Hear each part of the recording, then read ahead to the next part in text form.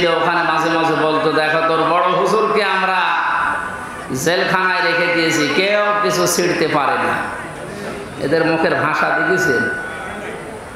আমি এখন ওদের নামে মামলা দেব, শুধু একটা দুইটা না। আমারে ধরার পরে বলেছিল আমরা যা বলতে বলছি যদি না বলেন আপনার নামে 50টা মামলা দেব। এরপরও আমার বাবার কাছ থেকে 10 লাখ টাকা নিয়েছে। এই কাউন্টার টেরোরিজমে যারা ছিল ওই সময় আসাদুজ্জামান, শেখ ইমরান, এরপরে আতিকুর রহমান,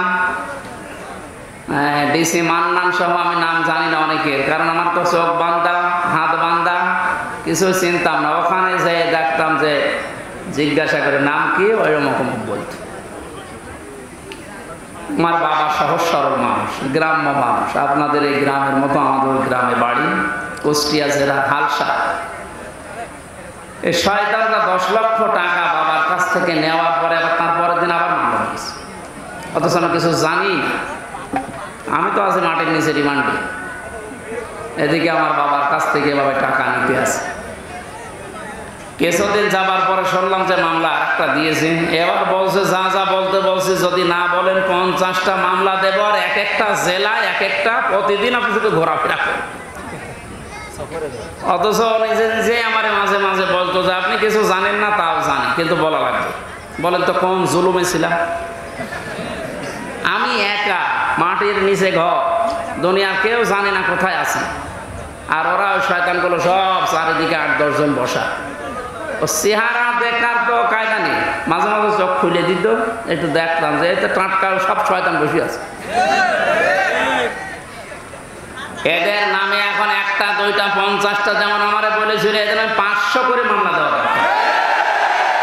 শয়তানরা আমার টেনে বস, আমরা বেশি করব না। ওই না কবতুম ফাকিবু বিমিসলি মা উকিবতুম বি। আল্লাহ বলেন যতটুকু ওরা নিয়েছে অতটুকু প্রতিশোধ নাও। এতটুকু যদি যা করেছেন 17 বছরে, যদি এতটুকু করা হয় টিকতে পারবেন না।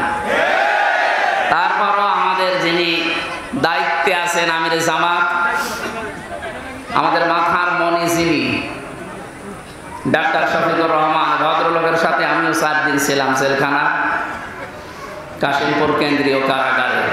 লোকটার আচরণ ব্যবহার দেখেছিলাম। উনি যেহেতু ঘোষণা দিয়েছে যে না অন্যায় ভাবে না, যতটুকু যার জুলুম হয়েছিল অতটুকু নিয়ে বাকিটা মাফ করে দিতে, আমরা মাফ করে দেব, কিন্তু যা করেছিলেন ওটা করার পর। কারণ একেবারে যদি বাবা শাহজালাল সব হালাল এটা করে দে, তো শয়তানরা আবার মাজা তুলে দাঁড়িয়ে আবার আমাদের কষ্ট দেবে।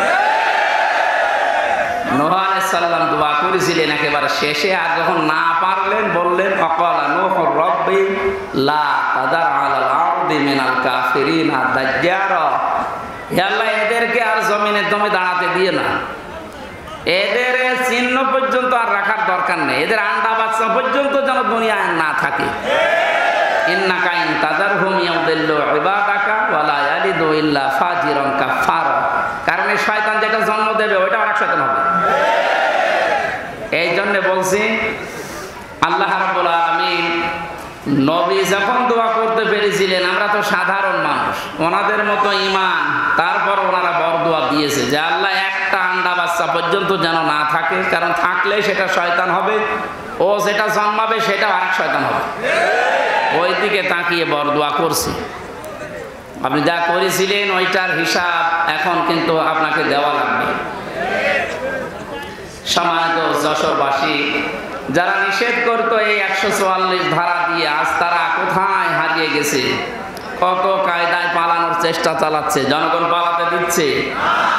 দরবেশ বাবা পর্যন্ত দাড়ি কেটে হয়ে গেছে। শয়তান ওরে দেখে আর ভাবে আল্লাহ তুমি আমার শয়তান বানিয়েছো। এটা তো দেখতে শয়তানের মতো লাগছে এখন, এমনকি প্রশাসন পর্যন্ত ওরা চিনতে পারে না। তখন ওর যে বন্ধু ছিল ওটা আরেক শয়তান। যাই হোক, এই শয়তান নাকি বলে যে আমার একা নেবেন, মানে ওইটা আরেক শয়তান আছে। কে ওইটা দরবেশ, দরবেশ তো চেনা যায় না, শেষ পর্যন্ত নিয়ে গেছে দুইজনে। এখন একে ডিম খাচ্ছে উপরে নিচে বিভিন্ন জায়গায়।